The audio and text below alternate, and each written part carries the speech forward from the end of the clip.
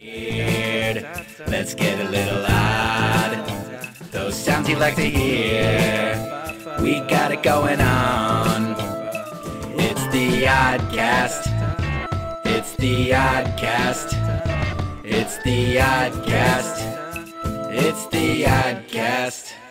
Hey folks, welcome back to the ODDCAST, where we talk about people who are turning their passion into profession and subsequently that passion into paychecks. We have another very special guest today. We have John Madden. He is the owner, operator, founder of YouGoPro Baseball. John, how are you doing today? I'm doing good, Mike. Thank you so much for having me, and sorry for rescheduling on you, but I appreciate your flexibility. Hey, man, I appreciate it. We roll with the punches. We roll with the punches. So I guess the easiest thing to start us off with would be, give us kind of the 20,000-foot summary and also like the inception of YouGoPro Baseball. And then kind of we can backtrack it from there, talk about, or whether you want to start it with your playing days and stuff and then transition it. However you want to do it, give us kind of the inception and like what YouGoPro is all about so that listeners know. Yeah, absolutely. Actually, I was playing professional baseball at the time, and I don't know if you remember this, but they had the phone called the BlackBerry. And the BlackBerry had like a little scroller on the side of it. And I remember scrolling, and you can get your email, and seeing the email on the phone, and I was just mind blown. And my mind started going, and I kind of saw where this whole thing was going. I think at the time it was like 2007, 2008 maybe.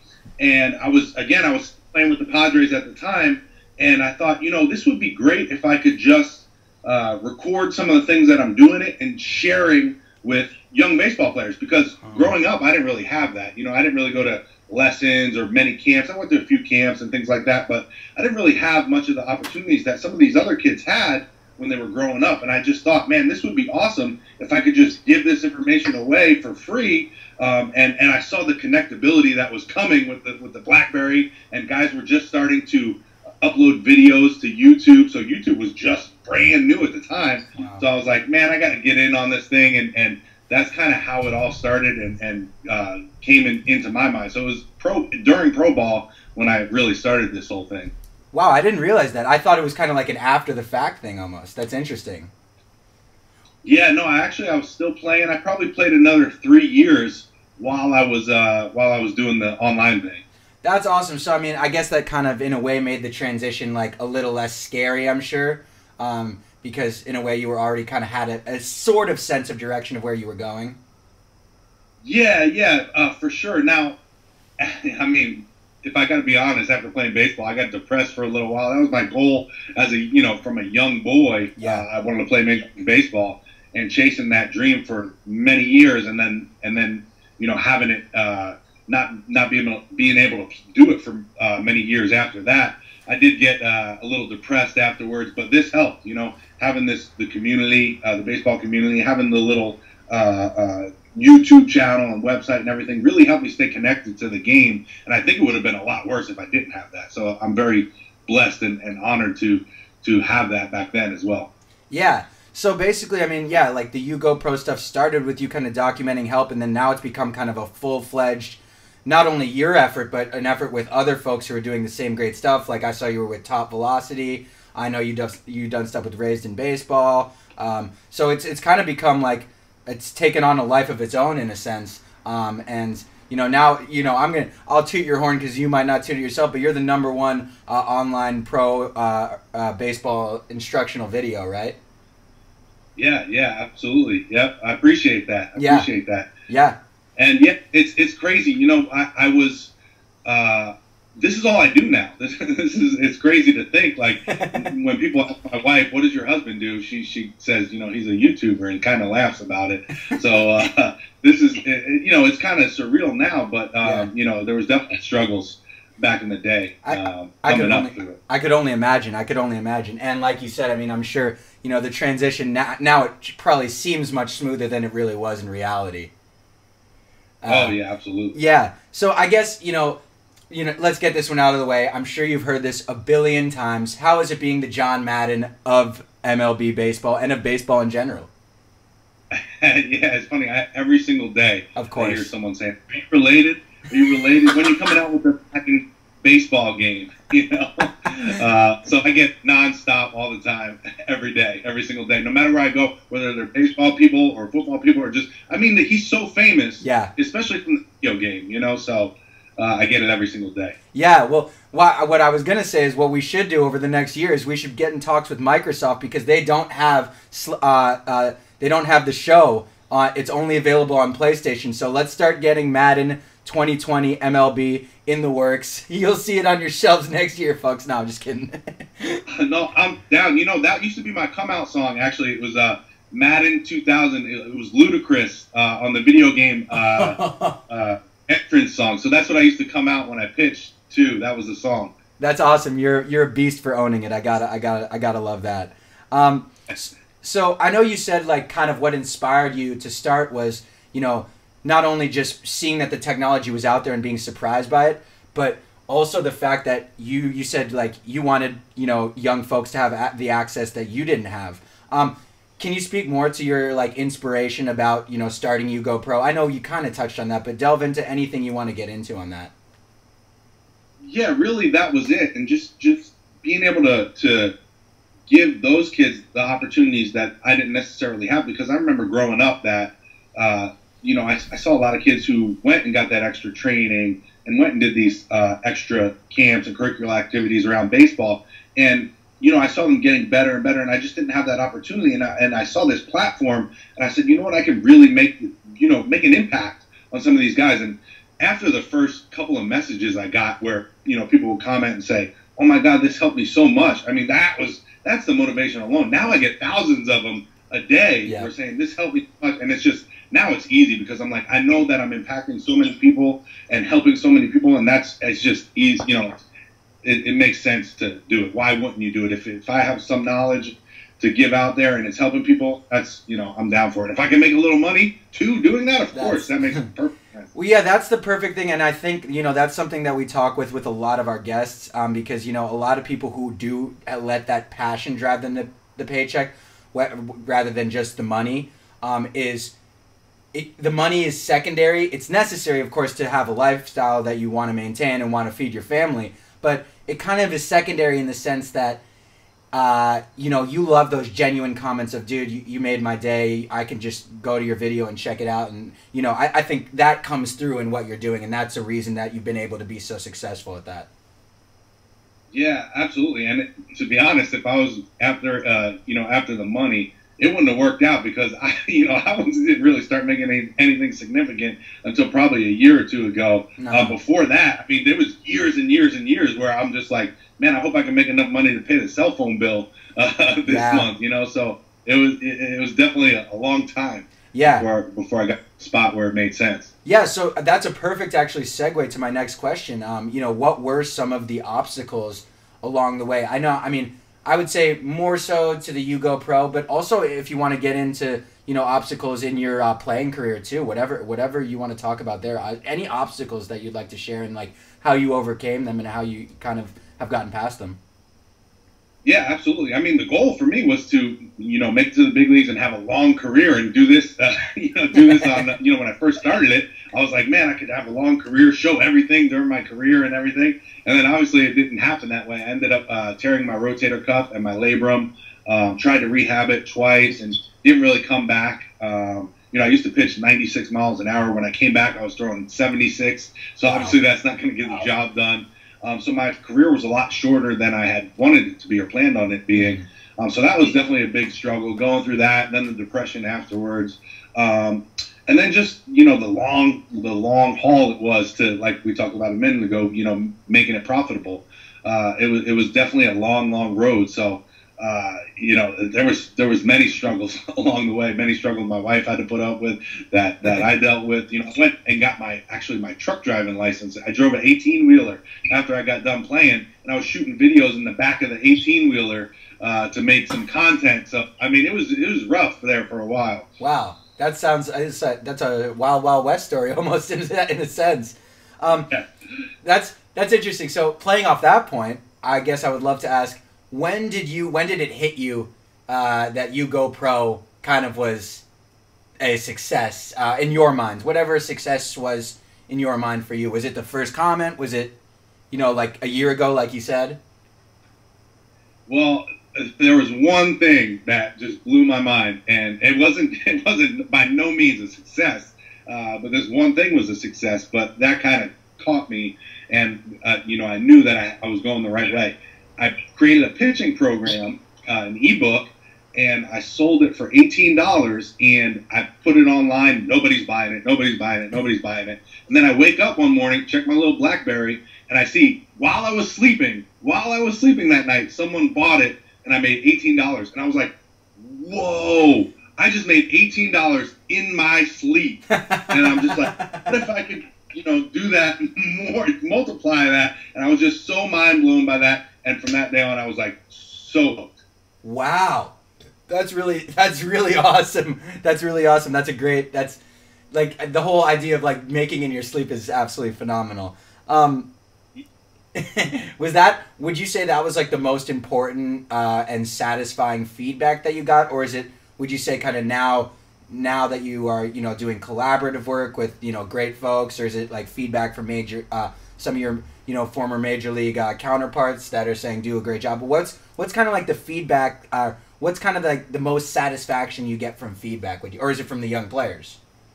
Yeah, it's definitely the young players. Definitely from the young players. When I got a mom or a dad reaches out to me and said, "Oh, he hit his first home run this weekend. Thank you so much." And you can just tell by the way the messages are worded, or maybe they leave a voicemail or whatever it is, but you can just tell the feeling behind that is just like, it's so powerful to me. So definitely the young guys, hearing of their successes, because again, that's who I do it for. Yeah, it's great to get patted on the back by some guys that had huge careers and big league names that you guys know. But yeah, it's all for the young guys for sure. When I hear those messages, that's what it's all about to me. That's incredible. I mean, again, that shows the genuineness. That's why YouGoPro has been, will be, and is a success. So that being said, how YouTube is kind of not exactly social media. It kind of is in a sense. How important has now Instagram been in terms of growing YouGoPro, linking up with the baseball community, reaching out especially to the younger generation, which is I know that's a big deal for you. Yeah, Instagram has been great. It's been tougher for me. I really got into it and went full into the YouTube scene because, from a YouTube perspective, it's more of a search engine than it is entertainment. Like on Instagram, if someone goes to Instagram and they're scrolling, they're just looking and scrolling. They see your stuff. They might watch it for a little bit and like it. So that's great. But on YouTube, they're searching for a solution to a problem. So they might be how to pitch faster. And then my video comes up. So the people who watch my videos on YouTube are usually, I'm talking more directly to them and helping them solve a problem. Wow. So for me, that's why it's so beneficial on YouTube. So for me, Instagram's a little bit harder, but I've been trying, I've been working. I've been watching some of these young guys like the Baseballologists, Raised in Baseball, and they do it so great on Instagram. So I've been trying to watch them, see what they do, and take notes and do my best over there. But yeah, I'm still working on the Instagram and the Snapchat and all that stuff. Yeah. I mean, I would say that to me, to be honest, that's actually fairly surprising.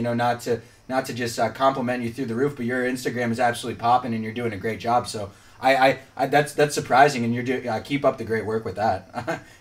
Thank you. Yeah. So I know that you are translating and have translated a lot of your videos into different languages. You said you already have a solid following in South Korea and Taiwan. I guess I would say, how is it working with the international community? How awesome is it to realize that, there are young kids out all over the world watching and listening and learning from your stuff?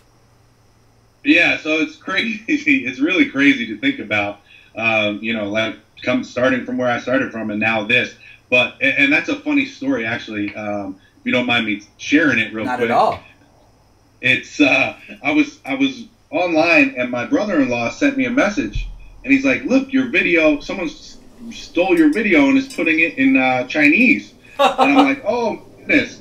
So I reached out to the guy, found him. He had a huge Facebook following. And I reach out to the guy and I say, hey, these are my videos. What's going on? He's like, oh, I'm so sorry. I'll take them down. I was like, no, let's figure something out here. We'll work together. I said, you got all this work done. Let's start a YouTube channel. Instead of posting them to the Facebook, we'll put it on YouTube and post them out from there. So we started doing that, and it blew up over there in China, in Chinese Taipei, Taiwan. And so I'm like, wow, this is crazy. You know, I didn't even expect this. It went from someone stealing my videos to now I got a dedicated YouTube channel in China, in Chinese. And then I was like, man, so then I started translating all of my other videos over here through Google Translator, and the translations were horrible. So, you know, but from that, I started getting a lot of comments from South Korea. And so then a South Korean guy who likes baseball over there hit me up, and we did the same thing. So now I have a dedicated channel in South Korea, and that thing's blowing up as well. I can't even believe it. Dude, that's awesome, and that's so cool, like, your reaction, because so many people would just, like, come at them, you know, with this and that expletive, hey, I'm working hard on this, but, like, I love how you kind of saw it as an opportunity rather than a problem, and I definitely think that that's probably some of your pitching influence, background, because even if you're at an at-bat, you know, you can think of stuff as a problem, but you're out there kind of on your own, and you really need to figure out the solution for it. So I think that kind of like seeps through to your influence on YouTube and like how you were able to grow that. And that being said, I think a lot of people really truthfully do not realize how huge baseball is in the entirety of the world, but also just Asia specifically, because we often hear, you know, Latin America, like, you know, primarily. But I lived in Tokyo actually for 2 years, and I went to the World Baseball Classic in the Tokyo Dome, and like those guys are absolute ballers out there.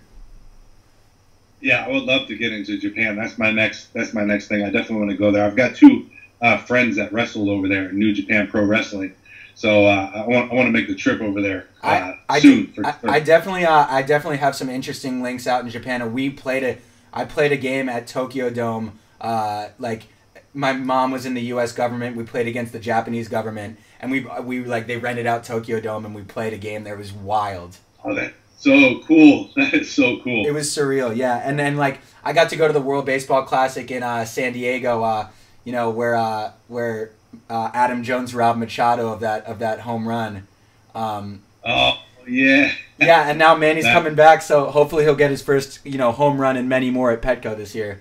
Yeah, that would be great. That's such a beautiful field there too. Yeah, it really is. It really is, and I think the Padres are definitely on the up and up. So we're definitely excited, cautiously excited, and we hope to fight for a wild card this or next season.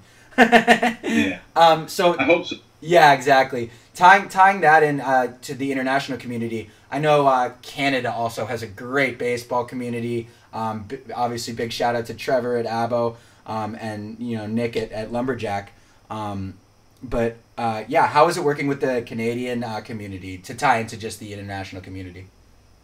Oh, they have been awesome, man. They have so great, and I get so many comments from Canadians, and I think, you know, their baseball is a little bit different at the youth level. So I think you know, really there's a lot of people that watch the channel from up there, and it's been awesome. They're so nice, man. I've got a kid. He made me. Where the heck is it? It's got it some. Oh, there it is. Can you see that up there? Yeah. Back. Oh, okay. This thing right here. He made me this. This is Canadian white ash right here. One of the guys that follows me. That's sick. Yeah, it's Canadian white ash. Upper Kingsland. That's sick, dude. Yeah, it's cool. Send me some Canadian syrup. Yeah, so they're just so generous, so great. I love everyone that I've worked with up there, from companies to the players to the parents and everything. It's been great. Yeah, and we got of course the Abo Bats Derby with Dalabar coming up. I can't wait. Look at this. I bought a wrestling belt. Oh man, let's go. Abo Baseball Challenge is gonna get their name engraved, dude, on the belt. You're the Abo Baseball champion. That's sick. I saw the bats he sent out to you in Delabar. They look insane. Yeah, they are. I don't have it here with me right now where I'd show you. Oh no, it's beautiful. But yeah, big shout out to Abo, and everyone keep an eye out for the Abo Derby. That's gonna be the Derby's gonna be sick. I can't wait. I'm gonna have to smoke Stevie because I can't lose. I can't not have my name on my own belt. Exactly. I'm worried though, because Stevie's a beast. I don't know if you know Stevie, but he was a former MLB All-Star, and the guy's a giant. He's 6'5", and he's I don't know. It's gonna be tough. It's gonna be tough. Oh man, dude, that's gonna be a fun one. That's gonna be a great event. Trevor's got it right, though. Trevor's got it right. He wins no matter who wins. He's the winner. We should just engrave Trevor's name on the belt because he's the winner. He's the smart one out of Yeah, Trevor is a genius. He's a great dude too. I'm so happy for all of his success. Yeah, it's awesome. His bats are so beautiful, man. Yeah, they really are. I mean, he's a complete. I mean, he's a bat maker, but he's also an artist, definitely. Yeah, absolutely. You know, I used to work with a bat company here in Florida, and you know, making the bats by hand like Trevor does is so hard. It's such a hard thing to do. People don't understand how hard it is to get it perfect like that. It definitely is a skill and an art as well, like you said. Yeah, exactly. So yeah. Let's take. I guess this would be a shift here, but yeah. Like I know one of your mentors is and is Barbara Cochran from Shark Tank. How neat is that? Yeah, pretty cool. She's actually more than a mentor. She's my aunt. She's my mother's sister. So it's kind of funny. It's kind of weird, but definitely cool. Yeah. That's got to be awesome. I mean, just to have like an interesting resource because she's definitely. I mean, she made money in real estate and then kind of shifted to like new times. So she's been able to bob and weave and adapt to trends. And she's one smart lady for sure. Yeah, absolutely. And that's something that I really took from her and learned from her is really being able to learn how to adapt because she came from, I think it was like $1,000 and her business partner screwed her over. And she went from that to, what she is now, what you see on TV and the Shark Tank and stuff. And it's just like, man, you just think like, she kind of puts it into perspective. Like anyone can do this, Oh, yeah. Not to take anything away from her, but it's just like being so close to home. I'm like, man, this is a reality. Yeah. So that's cool. Yeah, that's kind of what we're trying to do with the ODDCAST is like show people that, there's people in all walks of life who are really, doing that and like trying to turn that into reality for more people because, time and time again in school, we're beaten down like being a baseball player or an astronaut or a broadcaster or an anchor is a dream, but that kind of forces people to not go for it in a way. So, right. Yeah. So Barbara was actually not very good in school. She says all the time, like she got C's and D's and she wasn't very good in school. And what she was really good at was knowing people. And, I can tell that's a skill that you have the way I watch your podcast and stuff. And you're super prepared. Like, I feel like you knew me when you sent me some questions. I was like, how does he know all this, man? And so you're really good at too. I like that. I like that about you. Appreciate that so much. So yeah, now let's get into some nitty gritty of some baseball stuff. As you said, you were a pitcher, and it's such a unique position, not only within baseball, but I actually think it's probably the most unique and maybe most demanding positions in all of major professional sports.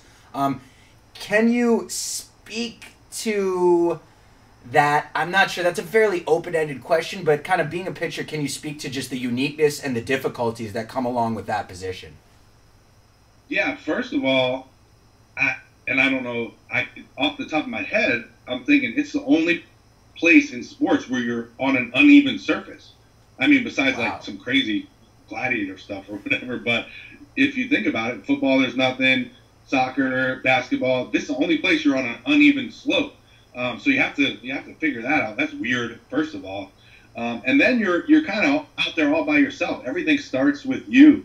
So even though it's a team sport, like a lot of it depends on you. So, they say like the loneliest place on planet Earth is the pitcher's mound in Yankee Stadium if you're the visiting team, So, like, I mean, that it's just when you're out there, it kind of feels like you've got all the eyeballs on you, no matter where you're pitching at, because you're waiting. You have the ball. Nothing happens until you start to throw that ball. So you can definitely feel the pressure and all the eyeballs of everyone watching, really, no matter what stadium you're in. That's absolutely nuts. I never thought about it like that. And first of all, that's crazy that there are almost in no other sport there doesn't even exist a difference of levels on the playing field. Like literally, not metaphorically, obviously, but that I mean, unless you're skiing or something like that, there's not even a slope on any field. Right. So that's super interesting, and like you said, loneliest place on earth, and I'm sure like the mental game, the mental aspect of it is just as, if not more, in some senses important than the physical aspect of it. Oh yeah, absolutely, man. There's been so many talented pitchers who didn't make it or thought themselves out of the game. Oh. It's tough, man, and I struggled from that, going from junior college into Auburn University, because at junior college we might have had 10 people at the games. And then I go to Auburn University and there's, 5,000 at a game. It's a totally different thing pitching in front of 5,000 people than it is, 10 people. So Absolutely. Something you have to get, even though your skills are around the same, and the people you're facing, yeah, they're probably a little better at D1 versus the JUCOs, but just the atmosphere is something that I had to learn to get used to and work on my mental approach in those bigger crowds. Yeah, absolutely. So yeah, speaking of that, the interesting one would definitely be how cool was it to play ball in the SEC and at Auburn University? That must have been an absolute blast.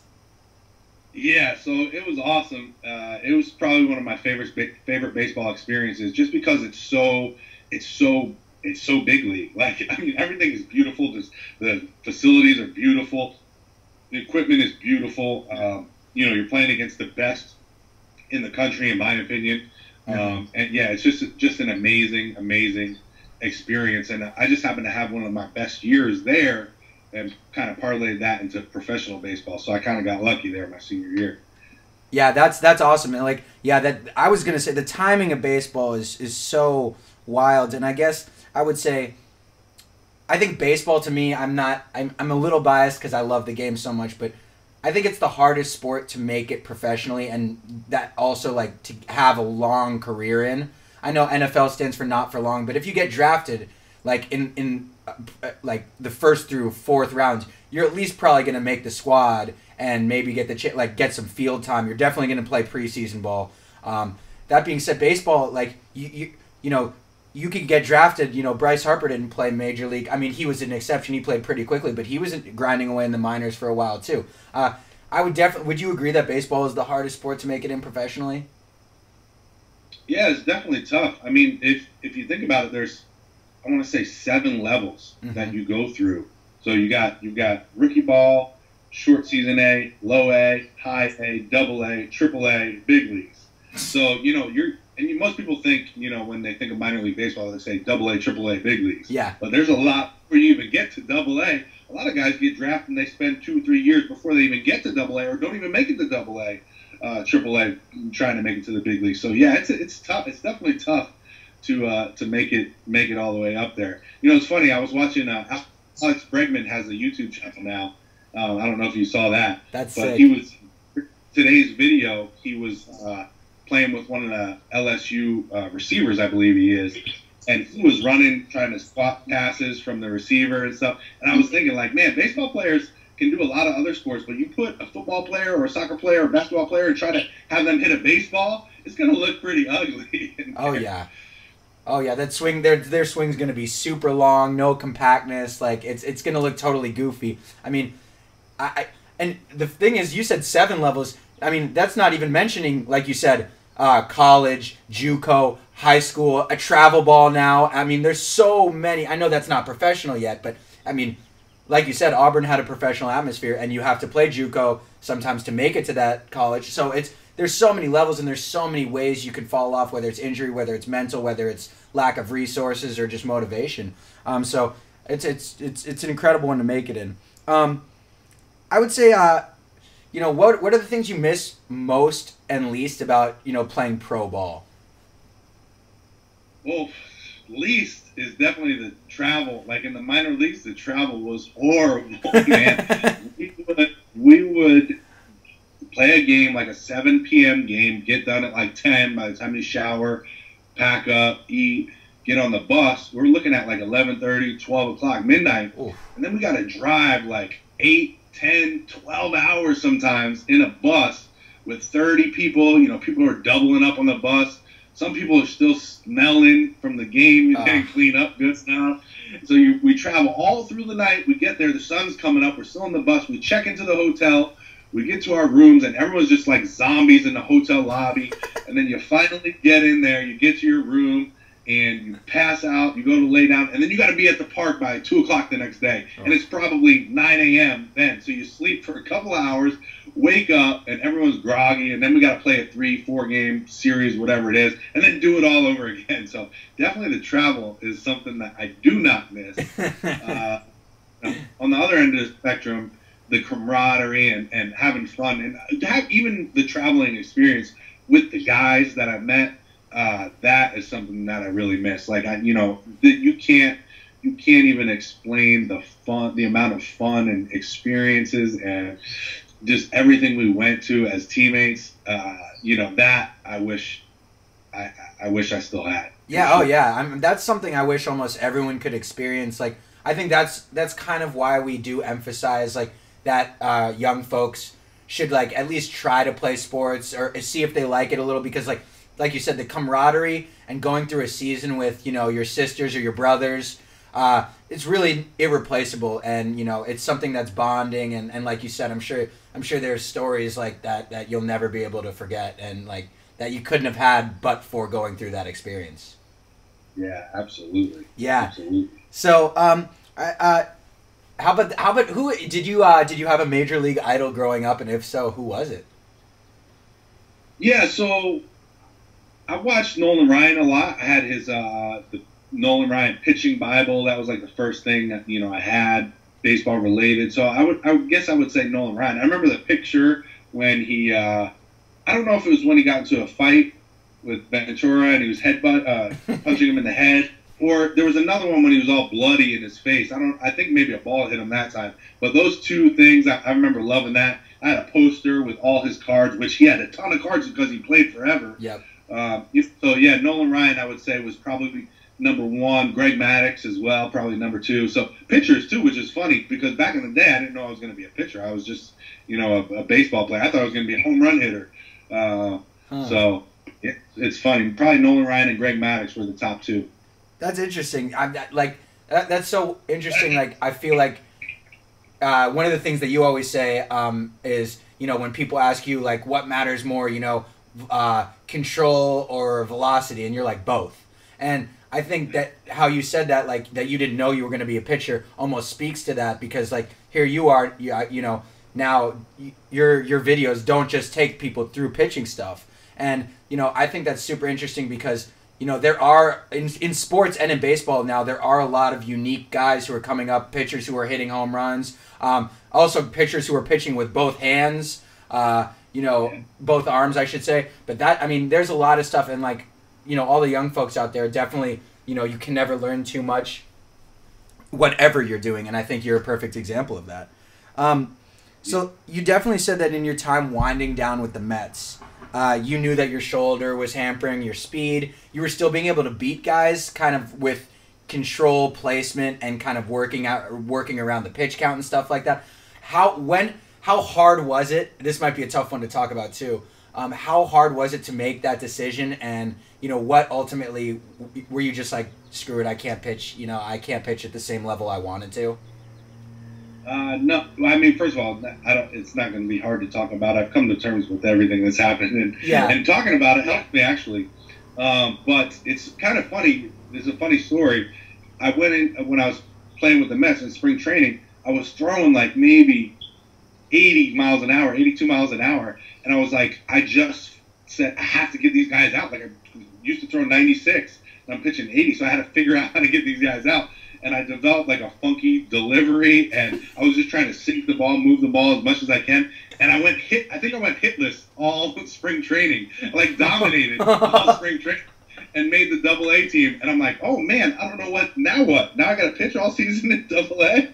Like I don't know what to do. So I basically did that until the wheels fell off. I kept doing that, and then one game, I just couldn't do it anymore, and that was it. And I ended up having the surgery, rehab, and then I came back even slower than that. And and you asked about making the decision. I didn't have to make the decision. They said, "Are you clear? You feel good to go?" And I was like, "No, not really. I don't feel back 100%." And they said, "Well, you're medically cleared." And I was like, "All right, cool, whatever." And then that same day, they called me in the office and released me. So I didn't really have to make a decision. Wow! They just kicked me out. Wow, that's That's got to be. I mean, like you said, the decision was made for you. That's awesome. But I mean, that's awesome that you've learned a lot from it, I'm sure, and like you said, memories that will literally never go away. So this is one thing that I guess this would be great because like I have no insight on this, and no one who's played ball at a high level has insight to this. I've moved around a ton, so I get culture shock sometimes when I move from country to country. How is that within the majors or within professional baseball when you move from? I know you played on the Padres and the Mets. Is there a culture shock that comes along with switching organizations? Yeah, absolutely. So with the Padres, first of all, the minors in the Padres were like, these guys were studs. Like, I feel like there were some of the best baseball players. I feel like throughout the Padres organization, we were winning championships at the minor league level, which is crazy because at the big league level, they really weren't doing that. The Padres have always had a stud farm system. Sorry. Yeah, so then when I go to the Mets, I'm like, these guys kind of aren't that good. I mean, I don't want to, be mean to any of my former teammates over there, but it was definitely a different level of play. Guys that were making AA, AAA in the Mets organization probably wouldn't have been playing there in the Padres organization because we were really, really stacked. And I don't know if that's a philosophy of the Padres organization of like how they build up the farm system and then trade them away or not. I don't know how that works, but it was definitely a difference in playing level. One thing I will say about the Mets, though, when we went to the Mets, like at the Padres, they had like one pair of shorts, one T-shirt, and it was like old stuff. It was like Daisy Duke shorts, and it was really bad. Then I go to the Mets, and the whole locker is filled up with like nice stuff. They get spikes. It was like you can tell the difference between like they're more of a big market team, obviously. And you can tell the difference in what you got in your locker. That's interesting. Wow, that's great insight. That's stuff that I never would have known, that we never would have known. So I thank you for sharing. That's so cool. I'm sure this is one that's kind of a no-brainer. I just wanted to ask this: how much of a difference does the fan base of a team make? Yeah, I mean, obviously, I feel like there's probably more Mets fans than there is Padres fans. And obviously they're a little crazier. The New York people are a little crazier. Yeah. So yeah, that definitely makes it more fun to play for when you've got a good fan base. I remember at Auburn University they had a really good fan base. I'll tell you this, LSU probably had the best fans that I've ever played in front of. Really? And I was playing as an Auburn Tiger. Yeah. But the LSU pretty cool, man. They were funny. They would get at you. They would yell at you and all that stuff. But they were funny about it, and they were good fans. Like afterwards, if you did well, they would say so. But I remember shagging in the outfield, and they're cooking food out there. They're tailgating and stuff. They're like, "Hey, you want a beer?" And they talk all funny and stuff. And they're trying to get the jumbo and the jambalaya or whatever, all that Louisiana food and stuff. And you're like, no, I'm trying to play a baseball game. I can't drink any beer out here right now, And then they're yelling all kinds of funny stuff at you when you're out in the game, and it was just great, man. I tell you that I really enjoyed my the series that we played over there. That's awesome. So, hey, that's really cool. That's cool. I love college baseball.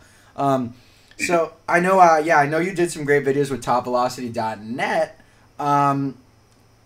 Can we? Any other collabs coming up that we can look forward to that you can tease without giving away too much? If you want to, totally up to you.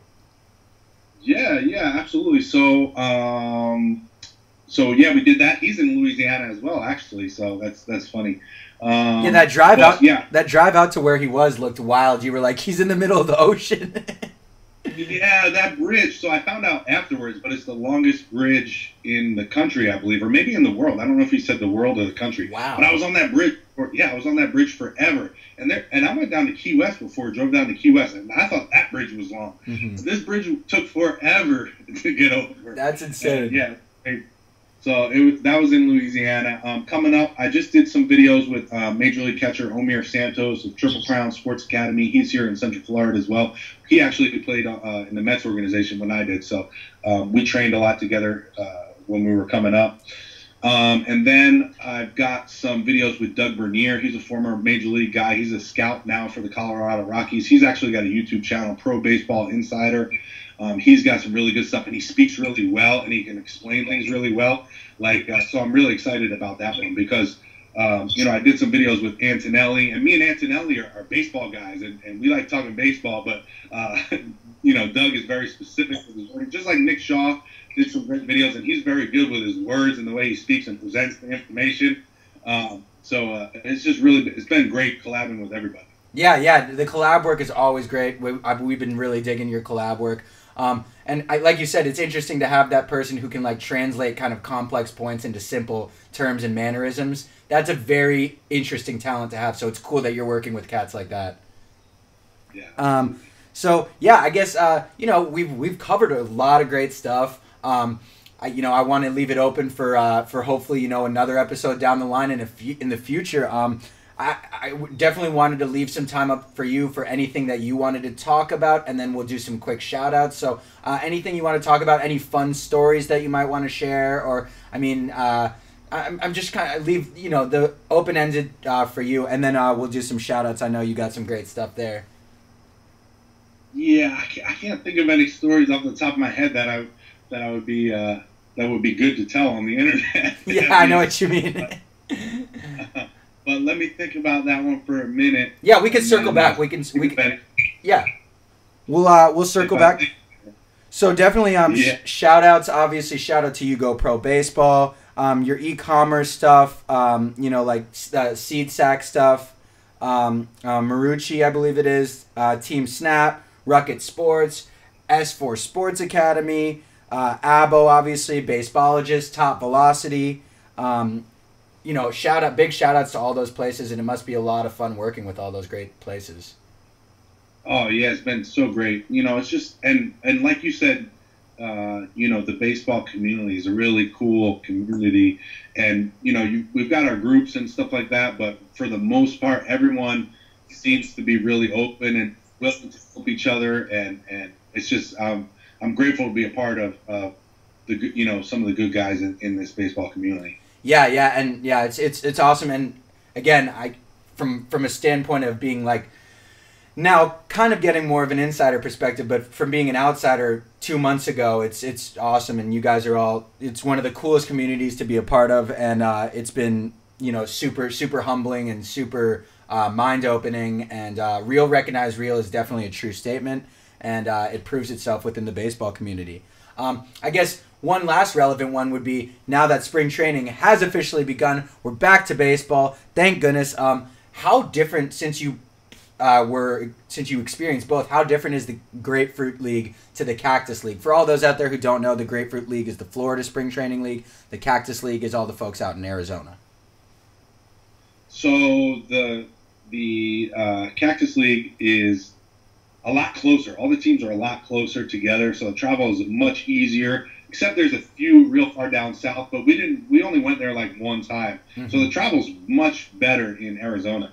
The one thing I will say about Arizona is the weather is so dry. Like you have to bring chapstick with you everywhere you go. Like you get all chapped lips, your face is all dry. Anytime you try to open the car door, you get shocked. So weather is definitely different. The heat wasn't bad. It got real hot, but it's not humid like in Florida. Exactly. So here in Florida, the weather is humid, but I grew up here pretty much for most of my life in Florida, so I'm used to the weather here and the humidity and all that stuff.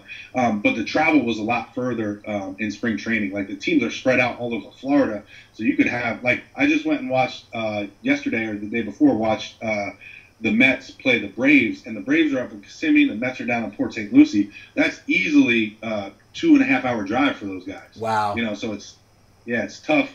It's a tough traveling league for spring training for sure. Wow. Okay, that's really interesting. That's something I've actually been to both leagues, but I wouldn't have known that. And you're totally right. I've been to Arizona a ton more. They are all super close. You can get basically a hotel anywhere, and you can catch, a bunch of good teams. Yeah, absolutely. Yeah. So the one we always like to ask, just to kind of tie in the show, and this is the final one. Thanks so much for your time, John. I really appreciate it. For anyone out there who, has that passion and, has the drive and motivation to turn that passion into profession and subsequently a passion into paycheck, would you have any advice as someone who's gone through the process, seen the highs and lows of it, run through the obstacles, head first, dodge some obstacles along the way? Do you have any advice out there for the listeners to turn that passion into paychecks?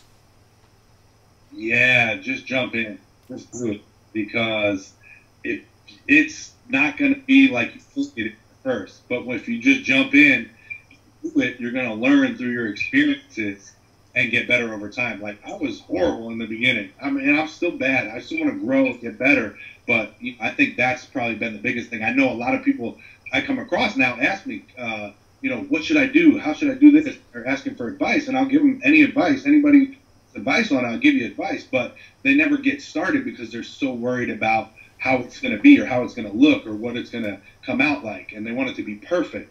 But man, if you could just get over that and just jump in and go all in and commit yourself to it, I think good things will happen for you. I totally agree, and that's a really powerful message. And I would say, tying that in, I mean, with the resources that we have, YouTube, microphones being so reasonably priced now, cameras being super cheap. I mean, you could shoot stuff on your phone now. There's really no excuse in terms of resources. And like you said, you could do your research, but at some point you're going to have to jump in and make those mistakes and learn for yourself as well. And absolutely, yeah, I definitely think that's an awesome thing. That's an awesome sentiment to leave the listeners with, and I really appreciate that. And everyone, folks out there, go to it's YouGoProBaseball.com is the website. YouGoProBaseball.com. Search YouTube YouGoPro Baseball. Follow on Instagram. Follow on Snapchat. Follow on. Do you have a Twitter as well? I do. Follow on Twitter. And if whether you're a young up and coming baseball player who needs to get tips, or you just want to have some insight into some of the specificities that go into a sport that has a ton of nuances, a ton of specificity, and you want to learn from a good dude who has good links, tap in with our guy John Madden at YouGoPro Sports, and tune into another episode of the ODDCAST. And thank you for tuning into this one, where we talk about people who are turning their passion into profession and subsequently that passion into paychecks. John, you want to sign us out? Yeah. First of all, thank you so much, Mike, and thank you for everyone who's here and watching and listening, and good luck on everything you do. Awesome. Thanks so much, folks, and have a wonderful day. Shout out to you and yours. A little weird, let's get a little odd. Those sounds you like to hear, we got it going on. It's the ODDCAST. It's the ODDCAST. It's the ODDCAST. It's the ODDCAST.